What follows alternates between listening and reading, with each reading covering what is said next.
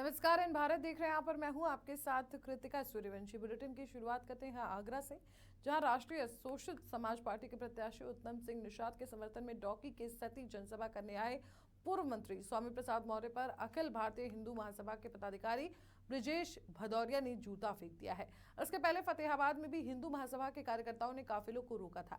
काले झंडे दिखाकर उनकी गाड़ी पर स्याही फेंकी थी। पूर्व मंत्री स्वामी प्रसाद मौर्य फतेहाबाद में उत्तम सिंह निषाद के समर्थन में आयोजित सभा में जैसे ही माइक पर आए, हिंदू महासभा के पदाधिकारी भदौरिया ने जूता फेंक कर मारा, जो कि उनके माइक पर जाकर लगा। पुलिसकर्मियों ने ग्रामीणों के साथ उसे पकड़ लिया।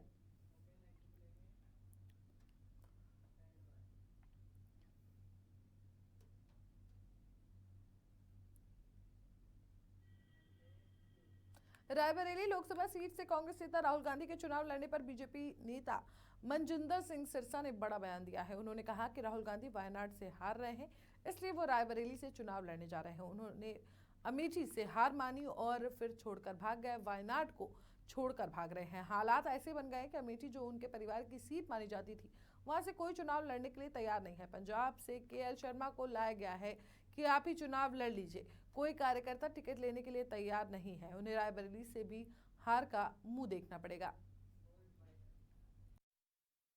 राहुल गांधी जी वायनाड से हार रहे हैं, इसलिए अब वो रायबरेली से चुनाव लड़ने जा रहे हैं। पहले उन्होंने अमेठी से हार मानी, छोड़कर भागे, अब वायनाड को छोड़कर भागे। और हालात ऐसे बन गए हैं कि अमेठी सीट, जो उनके परिवार की सीट मानी जाती थी, वहां से कुछ चुनाव लड़ने को तैयार नहीं है। पंजाब से केएल शर्मा जी को लाया गया है कि आप ही चुनाव लड़ लीजिए। कोई कार्यकर्ता टिकट देने को तैयार नहीं है। और अमेठी को तबाह करने के बाद, वायनाड से भागने के बाद, मैं आपको बताना चाहता हूं, इस बार उनको रायबरेली से भी भागना पड़ेगा। इस बार रायबरेली के लोग उनको सबक सिखाएंगे और दूसरे नंबर पर उनको लाएंगे। हार का मुंह उनको।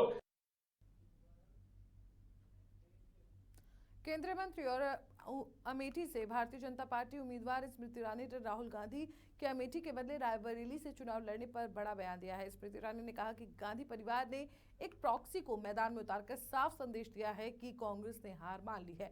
अमेठी सांसद स्मृति ईरानी ने कहा कि गांधी परिवार का कोई भी सदस्य अमेठी से चुनाव नहीं लड़ रहा है। यह अपने आप में एक संकेत है कि कांग्रेस ने चुनाव से पहले ही अमेठी से अपनी हार स्वीकार कर ली है। दरअसल इस बार अमेठी से कांग्रेस ने किशोरी लाल शर्मा को अपना उम्मीदवार बनाया है। किशोरी लाल शर्मा गांधी परिवार के सबसे नजदीकी स्थानीय कार्यकर्ताओं में से एक है। इस सीट से उनका मुकाबला बीजेपी की स्मृति ईरानी से होगा। वहीं इस बार राहुल गांधी रायबरेली से चुनाव लड़ने जा रहे हैं। और जनता भी ये जानती है रायबरेली की कि जिन्हें अमेठी ने अस्वीकार कर दिया, जो अमेठी छोड़कर वायनाड चले गए, वो रायबरेली के पूर्णता कभी नहीं हो पाएंगे। प्रश्न ये उठता है कि उन्होंने वायनाड में कहा कि वायनाड ही उनका परिवार है, तो आज रायबरेली में क्या कहेंगे? प्रधानमंत्री ने कहा कि वो वायनाड राहुल गांधी हार रहे, इसलिए सुरक्षित सीट तलाश रहे हैं, क्या कहेंगे? प्रधानमंत्री जी की दूरदृष्टता का परिणाम है कि आज अमेठी लोकसभा क्षेत्र में आप कमल का फूल खिलते देख रहे हैं। प्रधानमंत्री जी ने पहले से ही जनता को आगाह कर दिया था कि जैसे ही वायनाड में वोट पड़ जाएगा, उसके बाद राहुल जी रुख करेंगे एक नई सीट का। प्रधानमंत्री के शब्द साक्षात आपके सामने धरा पर इम्प्लीमेंट होते आप देख पा रहे हैं। इसलिए आज मैं प्रधानमंत्री जी के उस स्वर को पुनः आपके सम्मुख प्रस्तुत करती हूं, जब उन्होंने कहा कि कांग्रेस का शीर्ष नेतृत्व आज चुनावी रणभूमि से मुंह फेर रहा है, क्योंकि वो भी जानते हैं कि अब राष्ट्र भर में एक ही स्वर गूंज रहा है, फिर एक बार केंद्र में मोदी की सरकार। स्मृति जी, क्योंकि अब प्रियंका गांधी ने कहा कि मेहमानों का स्वागत है, हम लोग अतिथियों के स्वागत में कोई कसर छोड़ेंगे नहीं। इतना ही कह दूं कि अमेठी से गांधी परिवार का ना लड़ना इस बात का संकेत है कि कांग्रेस पार्टी चुनाव में एक वोट पड़ने से पहले ही अमेठी से अपना हार स्वीकार कर चुकी है, क्योंकि यहाँ जीत की कोई भी गुंजाइश है।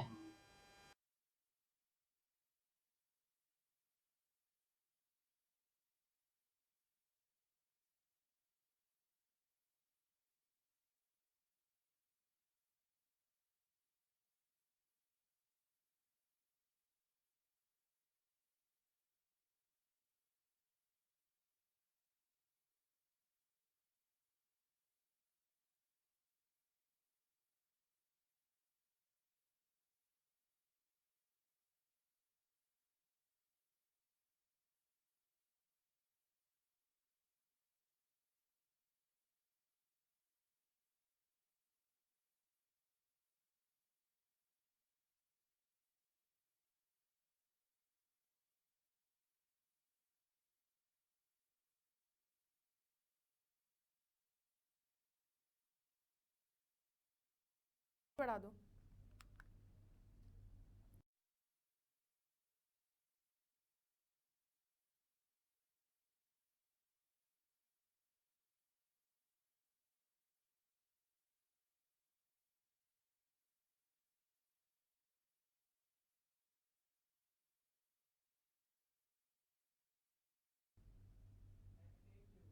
बिजनौर के थाना शहर कोतवाली क्षेत्र से एक मामला सामने आया है, जहां पर दिन दहाड़े कंप्यूटर सेंटर में शिक्षिका को छात्र ने गोली मार दी।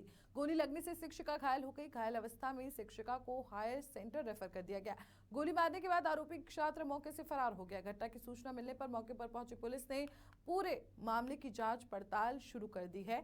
तो वहीं इंस्टीट्यूट स्टाफ का कहना है कि जिस वक्त शिक्षिका को गोली लगी तब वो क्लास अटेंड कर रही थी। अचानक आवाज आने पर स्टाफ क्लासरूम की तरफ दौड़ा और जाकर देखा तो महिला टीचर को गोली लगी हुई थी और बताया कि गोली मारने वाला आरोपी इंस्टीट्यूट का पूर्व छात्र है। मामले पर बिजनौर पुलिस का कहना है कि आरोपी के नाम का पता चल गया है और जल्द ही उसकी गिरफ्तारी हो जाएगी। ये अभी पुलिस को सूचना मिली है कि वहाँ एक टीचर है, उनको एक वहीं का स्टूडेंट है, उसने गोली मारी है। उनका उपचार के लिए लाए थे, उनके यहाँ से हायर सेंटर के लिए रेफर किया गया है और जो अभियुक्त है प्रशांत, उसकी तलाश की जा रही है।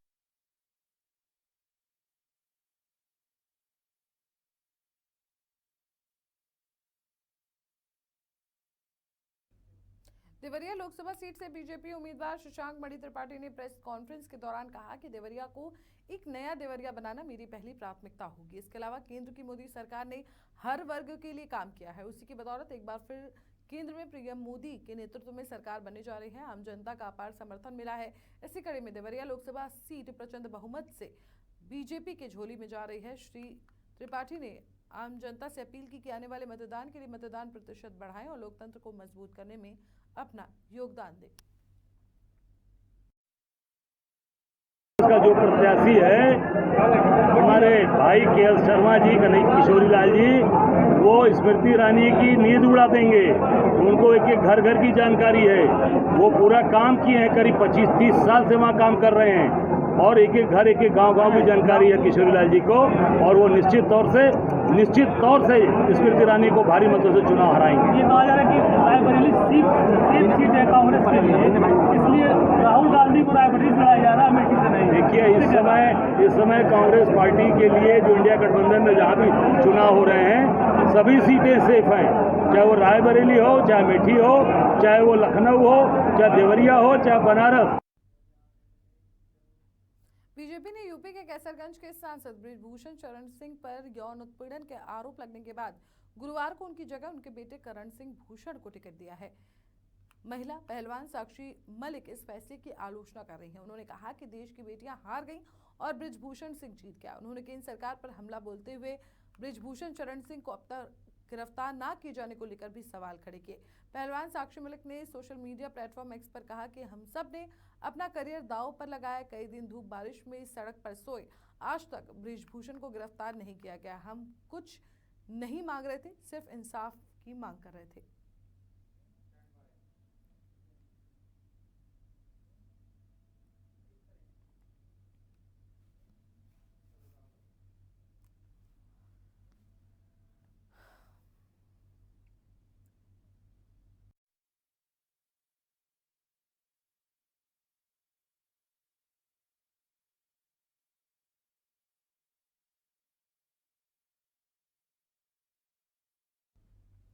राष्ट्रीय लोकदल के प्रवक्ता रोहित झाकड़ ने अपने सभी पदों से इस्तीफा दे दिया है। उन्होंने आरएलडी अध्यक्ष चौधरी जयंत सिंह को अपना इस्तीफा भेज दिया है। बीजेपी द्वारा यौन उत्पीड़न मामले में आरोपी रहे बृजभूषण सिंह के बेटे करण भूषण को कैसरगंज से टिकट दिए जाने के विरोध में इस्तीफा दिया है।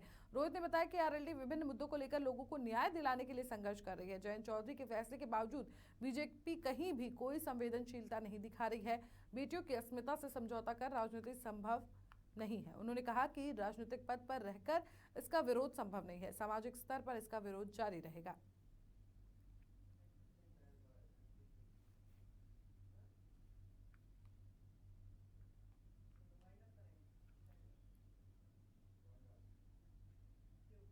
मेरे साथ इस बुलेटिन में इतना ही। देश और दुनिया की तमाम बड़ी खबरों के लिए देखते रहिए एन भारत।